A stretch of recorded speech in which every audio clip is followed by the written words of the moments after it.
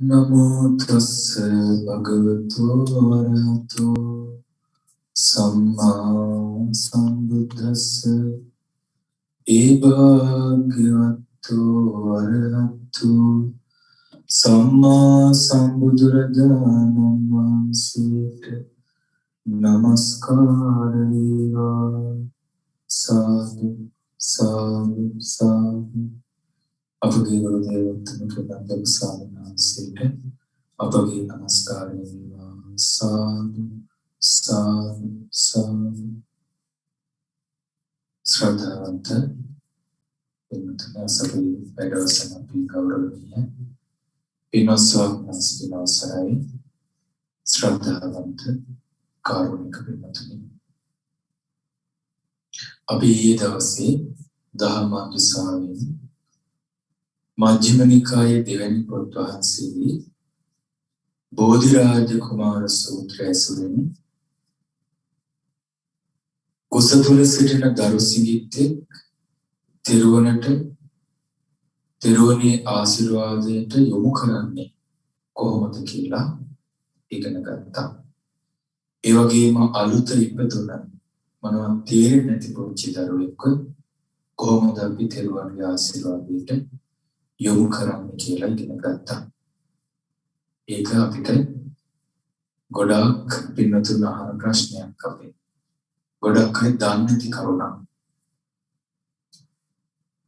ඉතින් මේ දැන් සමහර ගොඩාක් වෙලාවට අපේ ගම් පළාතේ ගොඩක් වෙලාවට පත්තිනි මෑණියන්ට තමයි බාර කරන්නේ දරුවෝ. එතකොට තව පළාත්වල එක දෙවියන්ට අනුරාධපුර පැත්තේ ඔය පාදවිය ඔය වගේ පළාත්වල ගොඩක් පොල්ලයාර දෙවියන්ට බාර කරනවා දරුවෝ. ඒ බෞද්ධ පින්නතුන් හැටියට තෙරුවන් සරණ ගියාම අපි දරුවව බාර කරනවා කාටද? බුදුරජාණන් වහන්සේට තෙරුවනට. ඒක තමයි නියම ක්‍රමය. එතකොට මේ පළාත්වල පිදුම් ලබන දෙවිවරු ඉන්නවා නම් ඒ අයට පින් දෙන්න පුළුවන් අපිට ඕන කෙනෙකුට. අපි බුදුන් ඇදලා තෙරුවන් ඇදලා අපි පින් අනුමෝදන් කරනවා. එතකොට ඒ අයත් විරුද්ධ වෙන්නේ නැහැ. අපි මේ සිතින් කරනකොට දැන් අපි කරණීය සූත්‍රය සිංහලෙන් කියලා තේරෙන්නේ නැති සීමාවක් නැහැ අපේ මෛත්‍රියට බෞද්ධික හැටියට. අසීමිතව මෛත්‍රී කරන්න ඕන. ඒක දිව්‍ය මනුෂ්‍ය අමනුෂ්‍ය හැමෝටම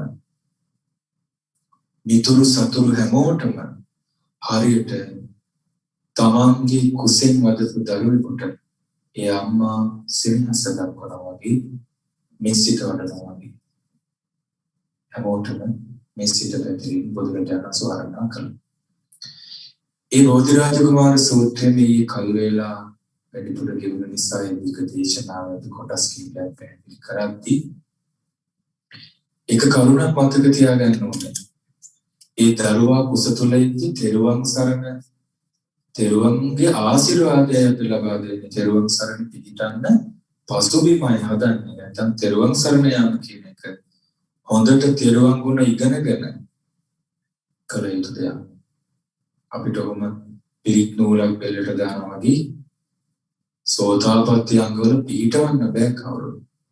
ඒ ආශිර්වාදය සලසලා දෙන්න නොතේරුණ කෙනෙකුට වුණත් සමහර විට සිහිය නැති කෙනෙකුට වුණත් අපිට ඒ තෙරුවන්ගේ සත්‍ය ක්‍රියා බලයෙන් ඔහුට ආශිර්වාදයක් සලසවන්න අපි පුරුදු වෙලා ඉන්නවා ධර්මානුකූලව. ඒකත් අපිට තේරුණා ඒ බෝධිරාජ කුමාර සූත්‍රයෙන් ඒක ධාර්මික ක්‍රමයක් කරන්න පුළුවන් ක්‍රමයක්. ඒ දරුවා දන්නේ නැහැ කුසේදී තෙරුවන් ගැන. අර කිරිබොන දරුවා දන්නේ නැති වුණාට ඒ ආශිර්වාදේ දරුවට ලැබෙනවා. එතකොට මේ විදිහට තෙරුවන්ට බාර කරලා ඉන්න දරුවෙට හානියක් කරදරයක් වෙන්න තිබ්බොත් සම්මාදිට්ඨික දෙවිවරු රකින්නවා ඒ දරුවා ආරක්ෂා කරනවා. හොඳට තෙරුවන්ට පූජා කරපු දරුවෙක් කියලා කලාතුරකින් බලවත් කර්ම විපාකයක් ආදී තියෙනකොට මොන දෙයක්වත් කරලා ඒ කරදරවලින් මිදෙන්න බැරි අවස්ථාවක් තියෙනවා.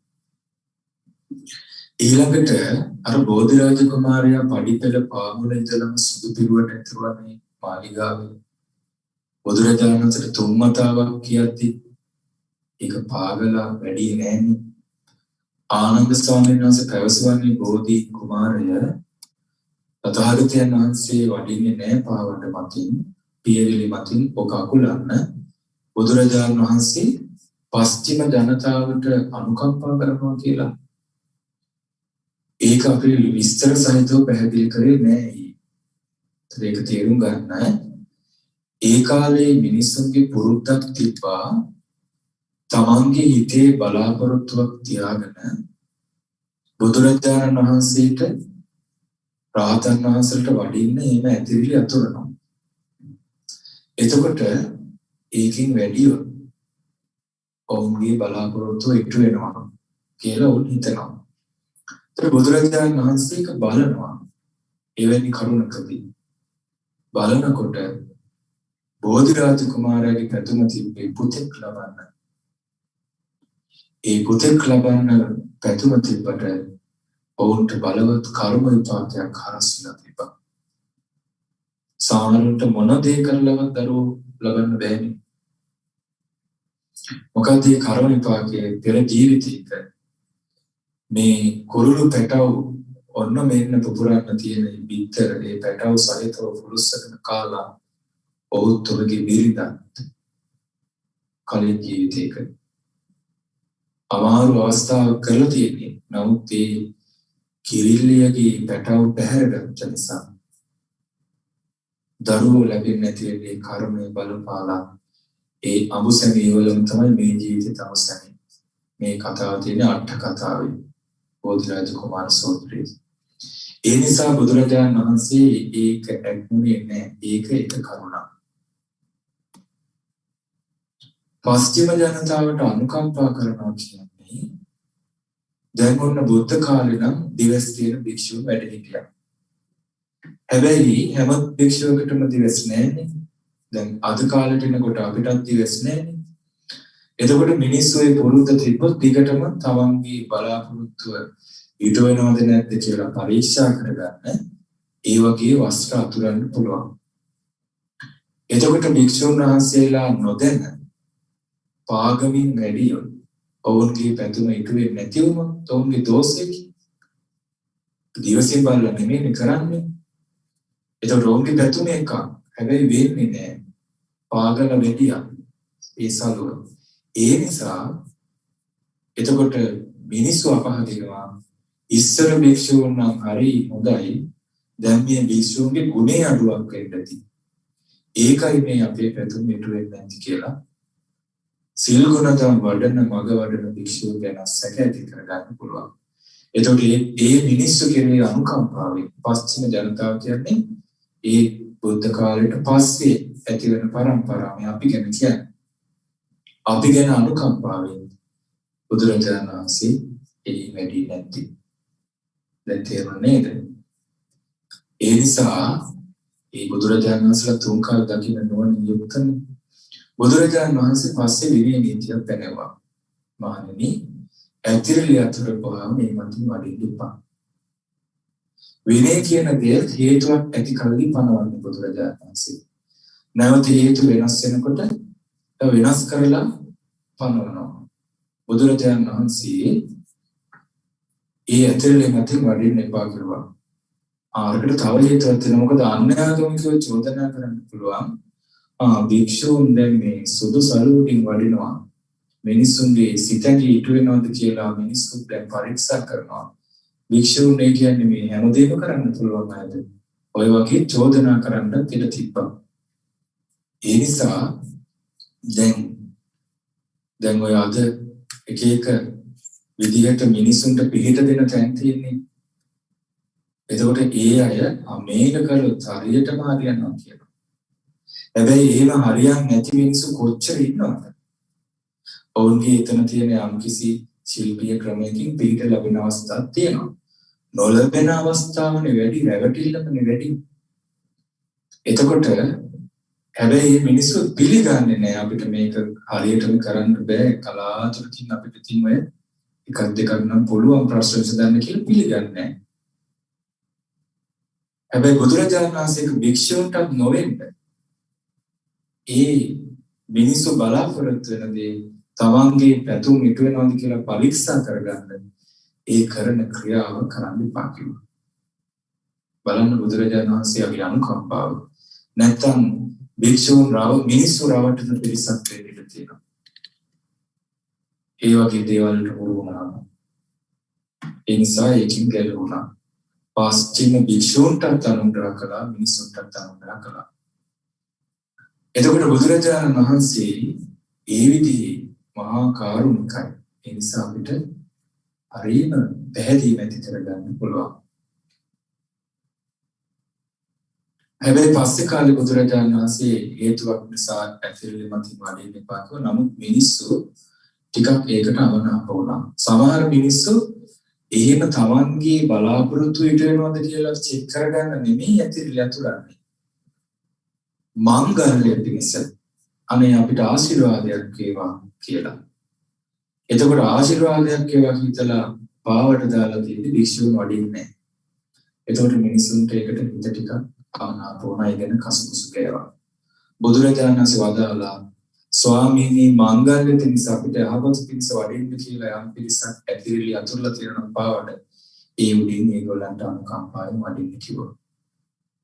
මේ මගේ බලාපොරොත්තු වෙට වෙනවද නැද්ද කියලා පරීක්ෂා කරන්න ඉන්නයි වඩින්නේ නැහැ. නමුත් අපිට ආශිර්වාදයේ පිණිස වඩින්න ස්වාමීන් කිව්වොත් වඩින්නතු ඒකයි අදට ඒ ක්‍රමේ භික්ෂුලාසේලාට පාවඩ අතුරන මිනිස්සු ගෞරවයට තවන්ට ඒකේ පිනක් රැස් කරගන්නනේ මංගල්‍ය පිණිස එවැනි අවස්ථාවක වඩිනවා. දැන් මේ කරුණ තේරුණානේ ඒක ඊයේ පැහැදිලි කරන්න බැරි වුණ නිසා පැහැදිලි කළා. අද අපි ඉගෙන ගන්නේ මජ්ක්‍ධිම නිකායේ දෙවැනි පොත් වහන්සේගෙම ගැබිනි මව්වරුන්ට හැම දිනාටම හරියම වටින කරුණක්. මේක ඔබ කවුරුත් දන්න අපි දන්න අඟුලිමාල සූත්‍රය. අඟුලිමාල පිළිත නෙමෙයි. අඟුලිමාල සූත්‍රය. අඟුලිමාල සූත්‍ර නිදාන කතාව ඔබ දන්නවා පුංචි කාලේ ඉඳලා. අඟුලිමාල කියන්නේ අන්තිම ජීවිතේ සසරේ බොහෝ ගුණධම් පිරුවා පින් කළා අවසාන ජීවිතයට ඇවිල්ලා හිටියේ අහිංසකයි. කිසිම සතෙකුට හිංසා කරේ නැහැ. දක්ෂයි නුවණැති සොළොස්වියේ ඉගෙන ගන්න ගියා. ගුරුවරයාගේ හොඳම ශිෂ්‍යයා අනිත් ශිෂ්‍ය ඉරිසියා කළා. කොටස් 3කට බෙදුණා. බොරුවක් වුණත් ආය කියද්දි මිනිසුන්ට නිකන් හිතෙනවනේ ඇත්තද කියලා. කොටස් 3කට බෙදලා එක පිරිසක් ගිහිල්ලා කිව්වා ආචාර්ය මහන්සේ ඔබ වහන්සේගේ ජීවිතයට අනතුරක් වේ කියලා අපිට බයයි. ඇයිද කියලා නෝ අර අහිංසක ඔබ වහන්සේගේ බිරිඳත් එක්ක එකතු වෙලා ඔබ වහන්සේව මරවන්න හදනවා. මොකද්ද මේ කිව්වේ? අනාචාරය හැසිරෙනවා කියලා මේ චෝදනාවක් කරා අහිංසකට. අච්චර වත් සම්පන්න අර පින්වත් දරුවට බැනලා එලෝගත්ත අසත්පුරුෂ වසලකති කරන්න එපා මායි මගේ ශිෂ්‍යයි බිඳවන්න එපා කියලා ගුරුවරයා. තව පිරිසක් ඇවිල්ලා කිව්වා. තව දරුවෝ පිරිසක් අපි මේක නොකියන්නයි හිටියේ ආචාර්යයන් වහන්සේ. ඔබ වහන්සේට තියෙන සෙනෙහසට කියන්නේ. හරි මීපැණි වගේ වදන් තිබලුවා. ඒගොල්ලන්ට ටිකක් හේනින් බැනලා ඉලෙව්වා. තව පිරිසක් ආවා. ඒගොල්ලෝ ඊටත් වඩා අනේ අපි මේ නොකියා ඉන්නම කියලා හිතලා මෙයා කිව්වා කියමු අපි ඒකයි ආවේ. ගුරුතුමාට මේක ඇත්තක් කියලා හිතුණා. ඒකේ තියෙන්නේ නෙමෙයි ඔක්කොම එක පැත්තක් අරගෙන අහිංසක තනි වෙලා මරන්න හිතුණා. ඔය තමන්ගේ ලාභයකට හානි වෙනකොට හිත වඩපු නැති කෙනෙකුට තමන්ගේ ලාභය රැක ගන්න අනිත් කෙනාට ඕන හානියක් කරන්න හිතන එක අසත්පුරුෂකම ඇතුළේ තියෙන. තමන්ටම හානි වෙනවා. ඒ ගුරුවරයා අදටත් අපායේ තියෙනවා. ඒ කරපු පාපෙට. ඊට පස්සේ එහෙම නැහැ. එහෙම වුණොත් මම මැරුවොත් මල් ළඟට එන චිච්චෝ මරනවා කියලා මගේ පන්තියට ළමයි එන්නේ තියෙන්නේ. ඒ නිසා උපක්‍රමශීලීව ගුරු පූජාවක් කරන්න කිව්වා. ඇගිලි 1000 නෙමෙයි මිනිස්සු 1000ක් මරන්න කිව්වා මම. අහිංසක එකපාරටම කිව්වා අනේ ආචාර්යයන් වහන්සේ කවදාවත් බෑ කියලා නෑ. එදා බෑ කිව්වා. අනේ ආචාර්යයන් වහන්සේ මම කොහොමද කරන්නේ? අපි සත්තුන්ට හිංසා නොකරන කුලේ අපි අහිංසක. මේ පරම්පරාවේ එහෙමයි කිව්වා. අනේ ඒ වුණාට ගුරුවරයා ඇහුවේ නෑ. එහෙනම් ඔබ මෙච්චර කල් මල් ළඟ හිටියට ඔබ කරලා තියෙන රඟපෑම ගුරු පඬුරු දෙන්නේ නැති ශිෂ්‍යයට සිල්පේ පිළිටන්නේ කොහෙද? ඔය විදිහට කරුණු කියද්දී අහිංසක හිතුවක් කමක් නෑ. ගුරුවරයා වෙනුවෙන් මම මේක කරනවා. ඔන්නෝමයි අහිංසක අඟුලිමාලෝනේ කලින් මැරුව ගණන් තියාගන්න බෑ. සෑගිලි කපල ඒව තැන් තැන් වල තිබ්බ සත්තු අරන් යනවා. ඊට පස්සේ වැල්ලකින් අර ඇඟිලි ගැට ගහලා ඒ දුක දැරුවා ගුරු ගෞරවය වෙනුවෙන්. ඒතර සසරේ කරපු පින් බලයට අච්චර හොර කණ්ඩායම් කැලේ මැදින් යද්දී මේ එක එක උපක්‍රම කළා. ඒ වගේම විවිධ ගම් වලට පැනලා විවිධ බලවතුන් එක්ක හැප්පුණා. කිසි කෙනෙකුට අඟුලිමාලව ඝාතනය කරන්න බැරි වුණා.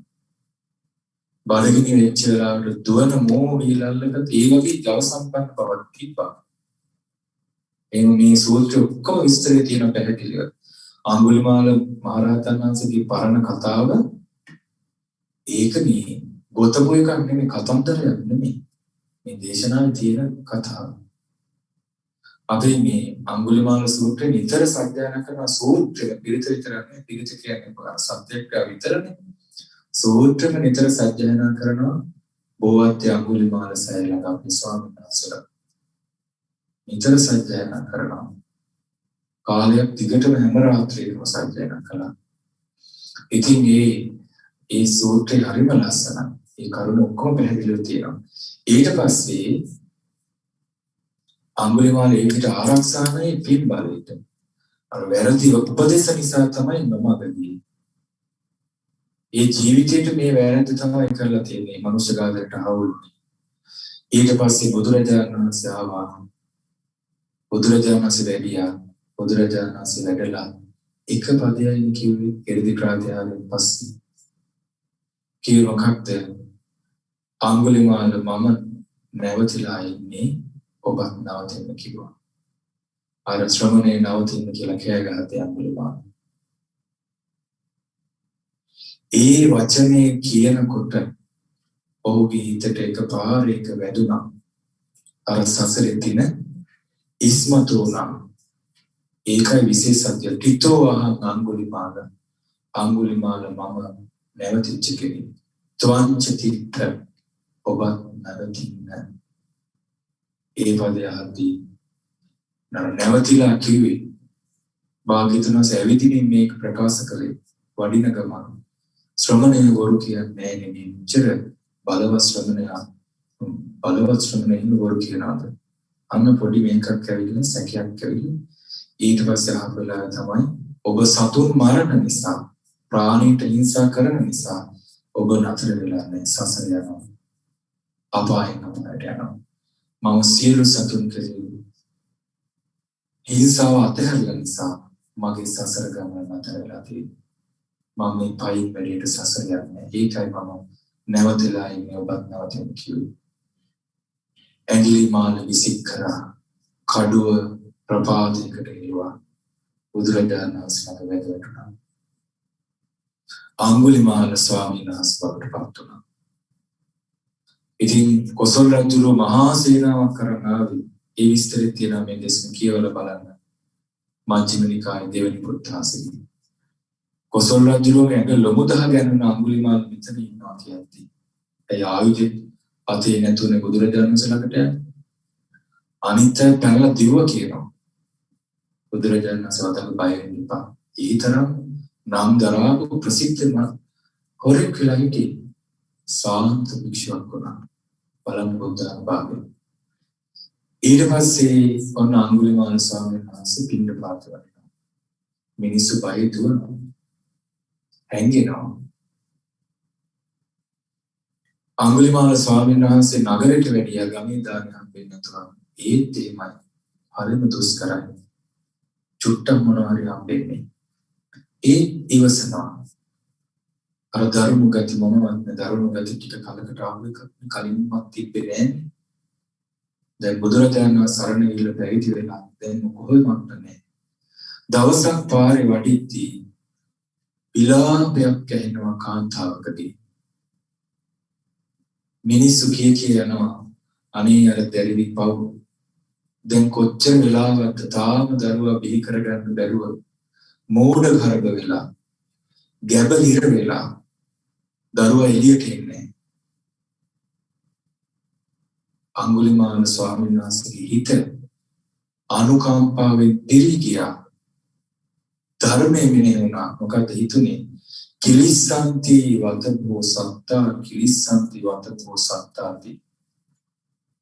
අනේ මේ සත්‍යය කිලිටි වෙනවා. මේ තියෙන භවත්නි සැබවින්ම සත්‍යය කිලිටි වේ. භවත්නි සැබවින්ම සත්‍යය කිලිටි වේ. එහෙම තමයි හිතුනේ. ඒ කියන්නේ අනේ මේ සත්‍යය ඇත්තටම කිලිටි වෙලා යනවානේ. කෙලෙසෙනවානේ. මේ කාමයන් පස්සේ ගිහිල්ලා මේ දුකටපත් වෙලා කියලා හිතුණා. ඊට පස්සේ දානේ වළඳලා බුදුරජාණන් වහන්සේ දැනට මෙන්න මේ විශ්සක කිව්වා. භාග්‍යතුන් වහන්සේට තේරුණා මේක හොඳ නිමිත්තක්.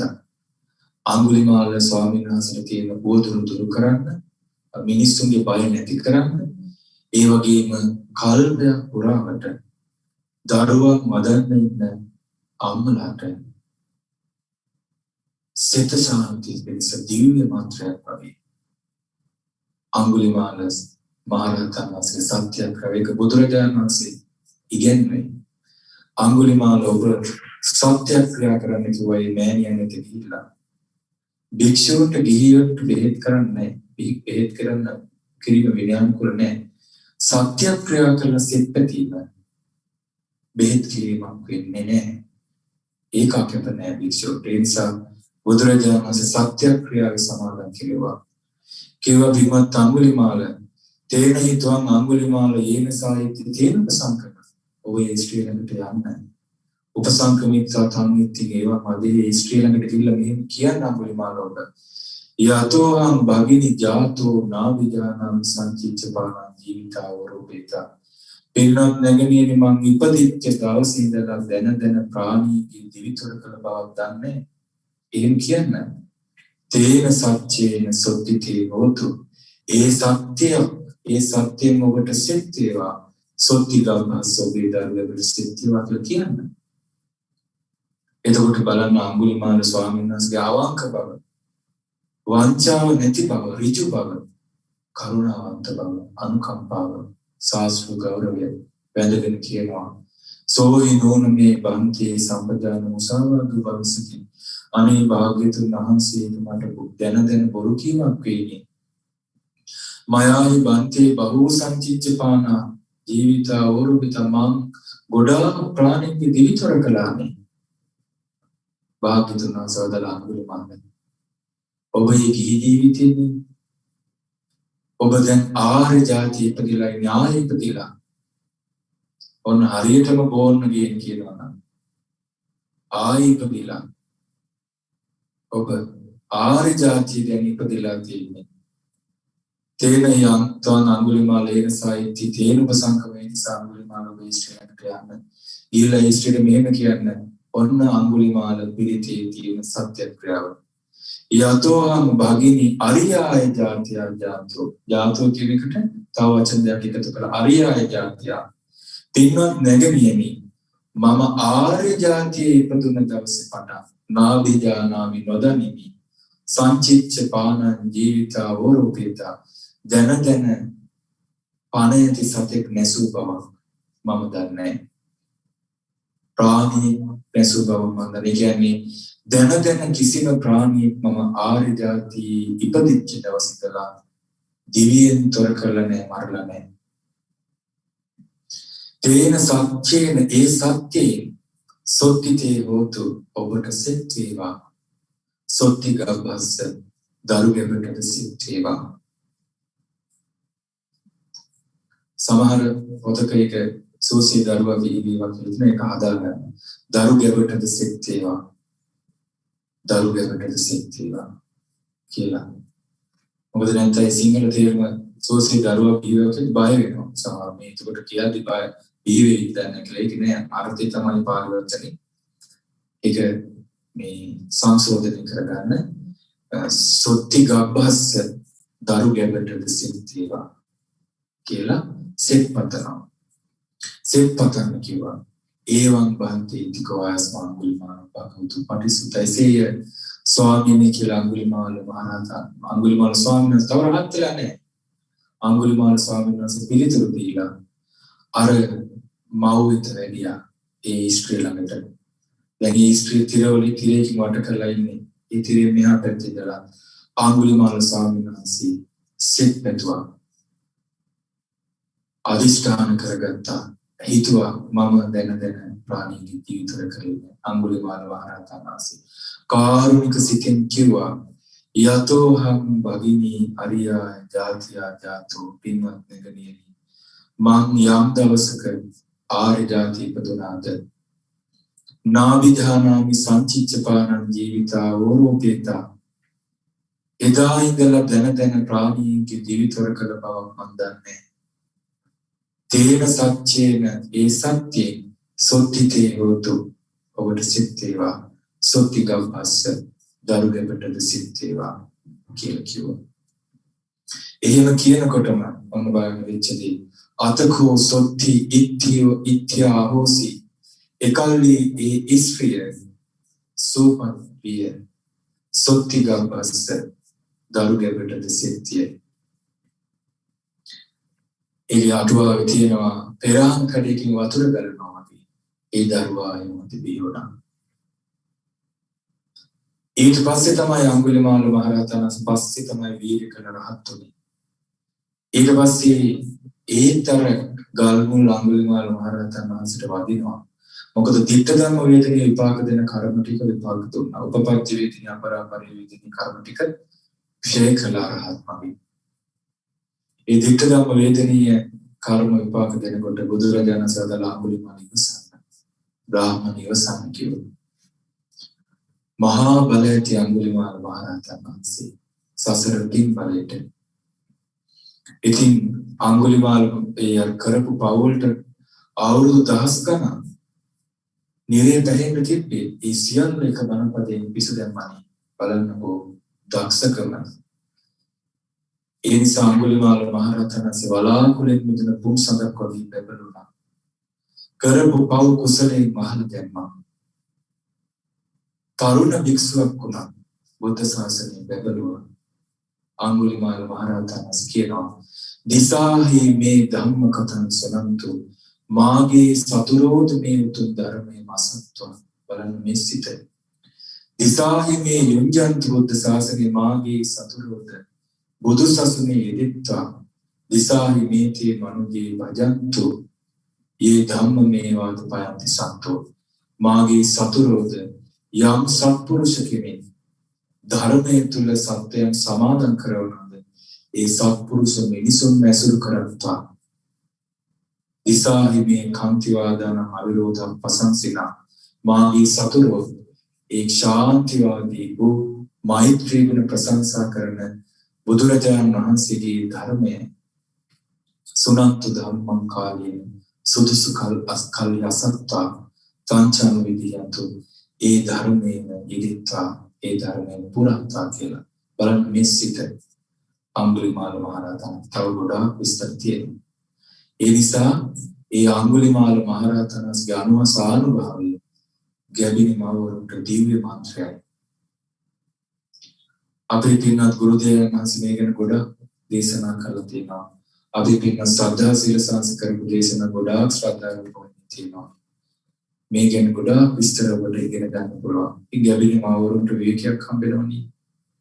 මේ දේශනා අහන්න ඕනේ. දරුවා කුසට ආවා කියලා දැනගත්ත ගමන් එතකොට මොකද කරන්නේ? අර බෝධිරාජ කුමාර සූත්‍ර විදිහට තෙරුවනට බාර කරන දරුවා තෙරුවන්ට පූජා කරනවා. දිවිතිබෙන තුරාවට මේ දරුවා තෙරුවන් සරණ පිහිටනවා කියලා භික්ෂු සංඝයා ඉදිරියේ භික්ෂුන් වහන්සේ නමක් ඉදිරියේ කියන්න පුළුවන් නම් හොඳයි. එහෙම නැත්නම් බුදුරජාණන් වහන්සේ ඉදිරියේ කියන්නේ. එතකොට තුන් වතාවක් කියලා ඔන්න දරුවා තෙරුවන්ට පූජා කරලා ඊට පස්සේ තෙරුවන් සරණ යනවා කියලා පොරොන්දු වෙනවා. එතකොට මේ දරුවට තේරෙන වයසට එනකොට ආර්ථ කියලා දීලා තෙරුවන් වල කියලා දීලා හරියට තෙරුවන් සරණ පිහිටවන්න ඕනේ. ඒක දෙමව්පියන්ගේ යුතුයකමක් වගේ තියෙනවා. ඊළඟට අඟුලිමාල මහරහතන් වහන්සේ පිරිත බලේ සමහරු කියනවා අඟුලිමාල පිරිත මාස 7-8 විරුණාම කියන්න ඕන කලින් කියන්න ඕන නැහැ කියලා. එහෙම නැහැ. මේ පෘථග්ජන දෙවිවරු එක්ක තියෙන බාලහාර වගේ නෙමෙයි මෙවුවා. මේ නිකලෙස් සාස්ෘණ වහන්සේ නිකලෙස් රහතන් වහන්සේලාගේ ගුණ බලය එහෙම හානියක් වෙන්නේ නැහැ. ඒ නිසා මව් කුසට දරුවා පිළිසිඳ ගත්ත දවසින් ඉඳලා අඟුලිමාල පිරිත ඒ දරුවා බිහි වෙන මොහොත දක්වා දිගටම කිව්වත් හොඳයි. හැමදාම උදේ හවස කියන්න. කිසිම කරදරයක් වෙන්නේ නැහැ.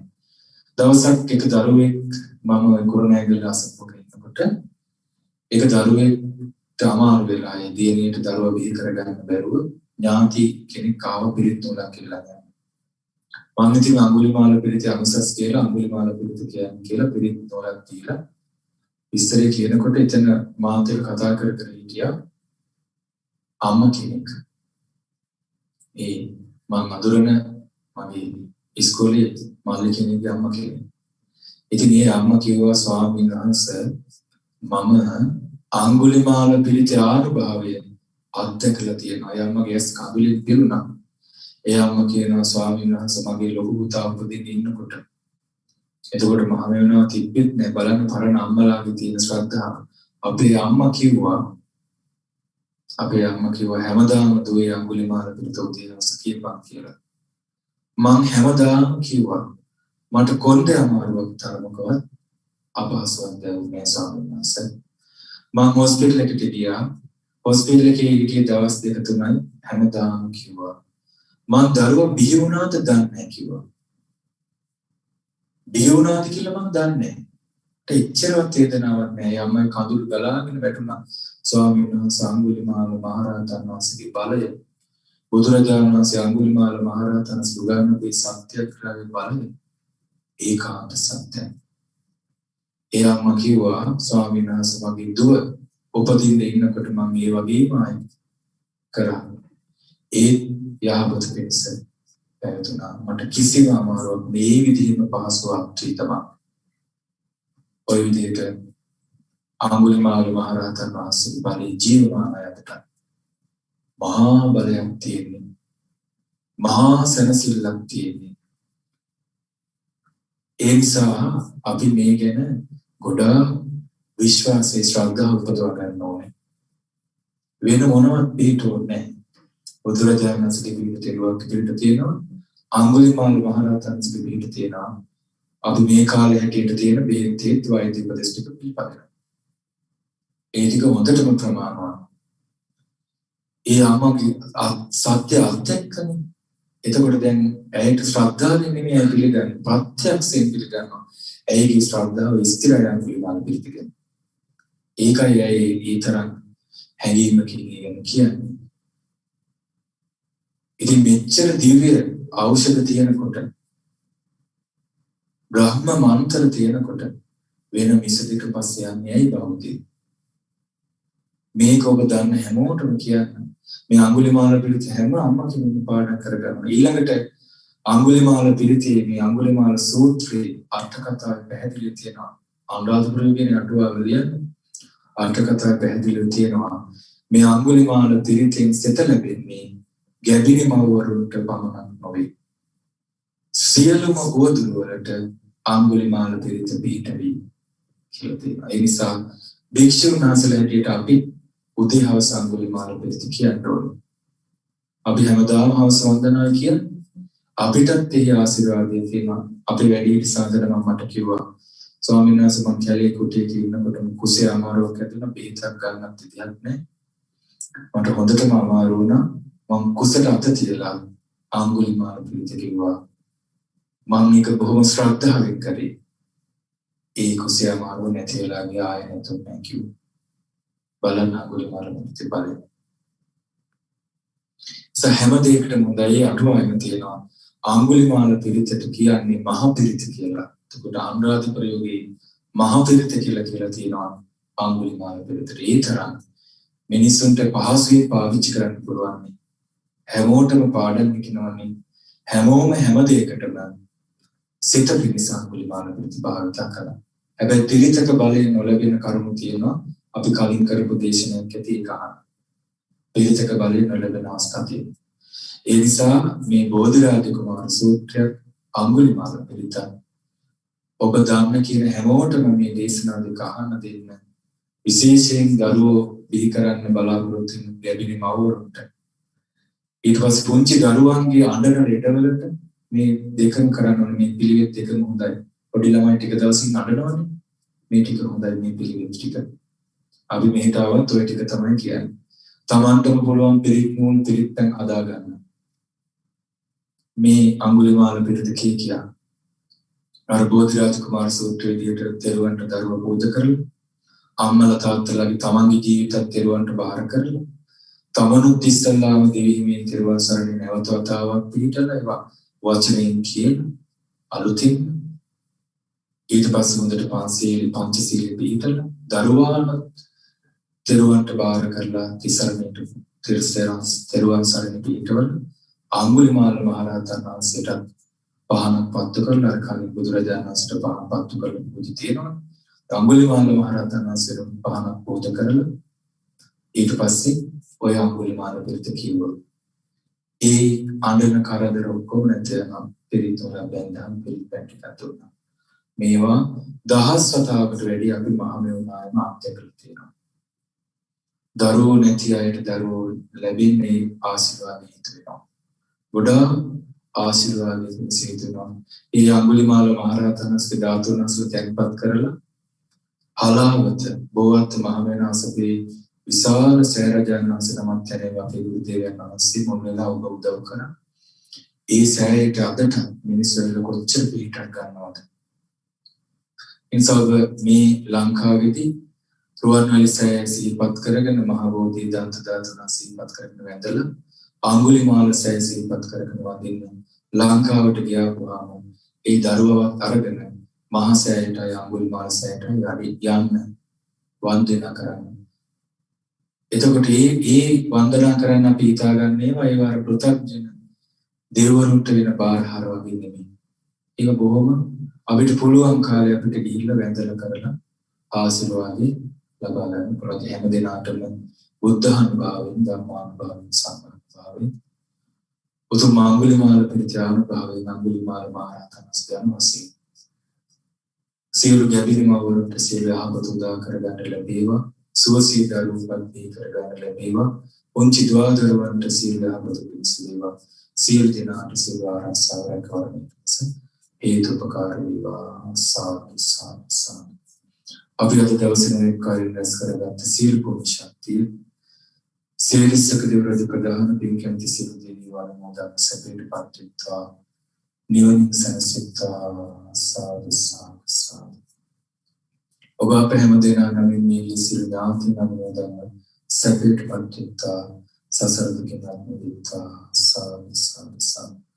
අපගේ ගුරු දේවෝත්තම පින්වත් ලොකු ස්වාමීන් වහන්සේ ප්‍රදාන මහා සංඝරත්නය අනුමෝදන් වෙත්වා. අපගේ මහෝපාද්‍යයන් වහන්සේ පිළිගන්නවා තමීරෝගී සුවදීගාසිර ලැබෙත්වා. උතුම් ධර්ම අවබෝධයට හේතු වෙත්වා. සාදු සාදු සාදු. ඒ වගේම අද දවසේ මේ උතුම් ධර්ම වැඩසටහන සම්බන්ධ වුණ ඔබ හැම දිනකට මේ දිනු මුල් කරගෙන මම කරුණ පින්වස් කරගන්න සියලු පින්තුන්ට කොරෝනා රෝගී පීඩා විඳින සියලු පින්තුන්ට අනිකුත් සෑම දිනකටම ගැඹුරු මවුන්ට දරුවන්ට වයෝවෘද්ධ තාත්තලාට හැම දිනකටම මේ පුණ්‍ය අනුභවයේ නිරෝගී සුව දීර්ඝාසීර ලැබේවා. ජීවිතවලට පැමිණෙච්ච සියලු කරදර බාධක දුරු වේවා. රැකිරක්ෂාදී තියෙන සියලු බාධක දුරු වේවා. දරුවන්ගේ අධ්‍යාපන ආදී කටයුතු සඵල වේවා. හැම දිනාටම මිත්‍යාසෝසී පින් රැස් කරගැනීමේ දහමඟ දියුණු කරගෙන සීක බල වඩා වර්ධනය කරගෙන මේ බුදු සසුන නිවන් සුවයෙන් සැනසෙන්න හේතු වාසනා වේවා. සාදු සාදු සාදු. කායේන වාචා චිත්තේන පමාදීන අච්ඡං කමමේ බන්තේ බෝධිපඤ්ඤ තථාගතේ අච්ඡං කමමේ ධම්ම සම්පිතිකාකාරික අච්ඡං කමමේ සම්බුද්ධ පුණ්‍යං කීර්තනන්ත සාදු සාදු. අපි මහා සංඝරත්නය වන්දනා කරමු. ඕකසවන්තේ මයා කතං පුඤ්ඤ සාමනාන වදිතබ්බං සාමනා කතං පුඤ්ඤ මහින්දතබ්බං සාදු සාදු අනුමෝදාමි. ඕකාස වාරන්තේ කතං සබ්බං කමති ඕකාස කමාවන්ති ဒုတိယံ ඕකාස කමාවන්ති තතියං ඕකාස කමාවන්ති සාදු සාදු සාදු. අනුමෝදසිතතං අභිවාදන සීලස චන්දල ප්‍රචාරය චත්තාරු ධම්මා වද්දන්ති ආයුර්වේද සුඛං බලං ආයුරාරෝග්‍ය සම්පatti සග්ග සම්පatti නිච්ච අතෝ නිබ්බාන සම්පatti විනාති සම්පිතු සෝපත්තිත හැම දිනාට තෙරුවන් සරණයි. නමෝ බුද්ධාය.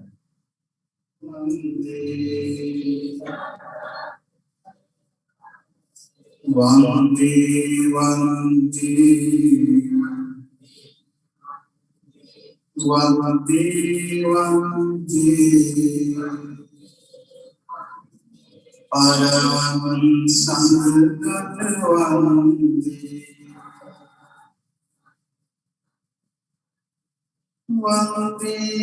වන්දේ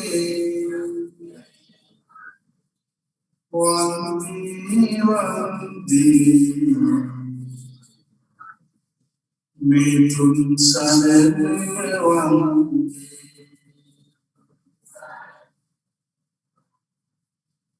ක්ලේශ නිරුතුම් සම්බුදු මනසේ ආරවං අපුනි පරවා අසමායනානි